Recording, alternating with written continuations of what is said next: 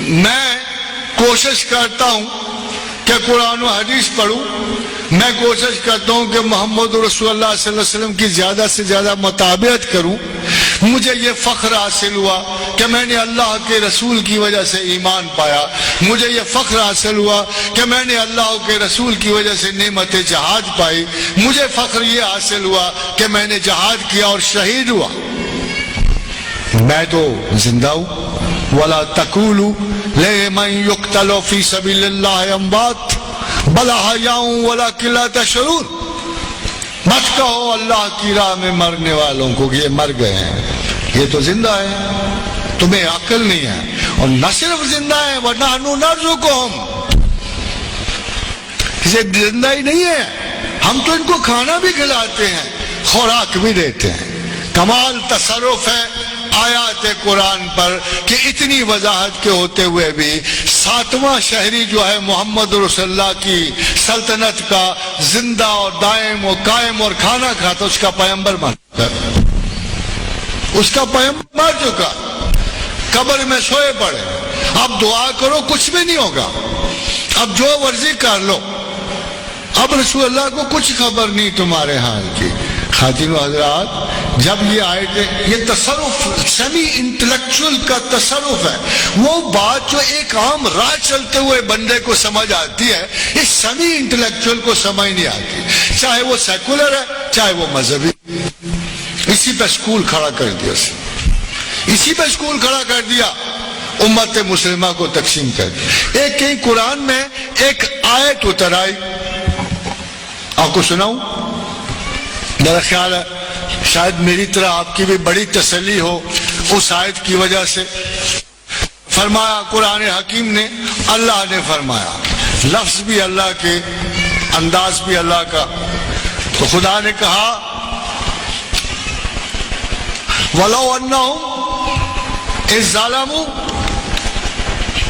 أَنفُسَهُمْ جَاءُوكَ فَاسْتَغْفِرُوا اللَّهَ وَاسْتَغْفَرَ لَهُمُ الرَّسُولَ لَوَجَدُوا اللَّهَ تَوَّابًا رَحِيمًا۔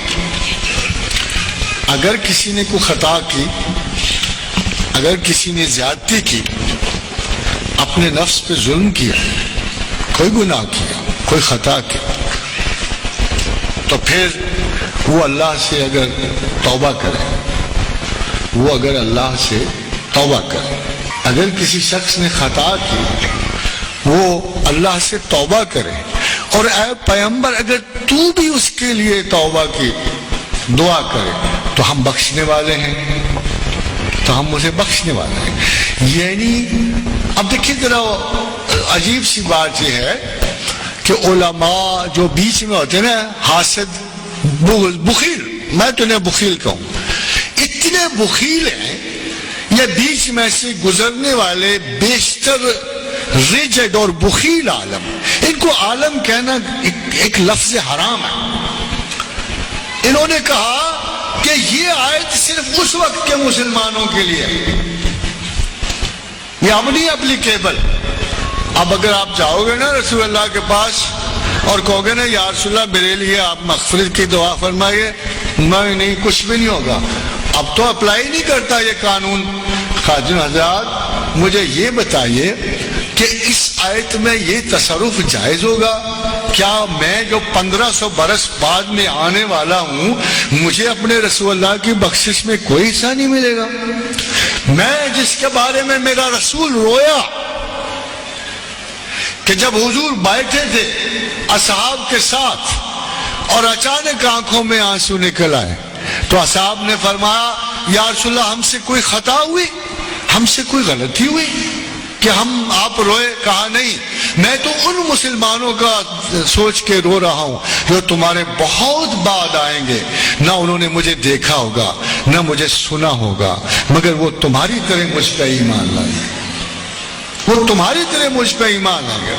خاتون و حضرات، اگر میں اس قرآن کی آیت پہ ایمان نہیں لاتا تو میں نے اپنے رسول پہ کون سا ایمان لایا؟ اگر میں آج یہ یقین نہیں رکھتا کہ اگر مجھے موقع ملے میں اپنے رسول کے پاس جاؤں، اللہ سے معافی مانگوں، اپنے رسول کو گواہ کروں کہ اے میرے رسول میں حاضر ہوا آپ کی خدمت میں اور آپ شہید سے بڑھ کر زندہ ہیں، آپ اپنی امت کے شہید سے بڑھ کر زندہ ہیں، آپ میرے لیے باعث رحم و کرم ہیں، اور اگر آپ بھی میرے لیے دعا کریں تو مجھ سے اللہ نے وعدہ کیا ہوا ہے کہ میں بخشنے والا ہوں۔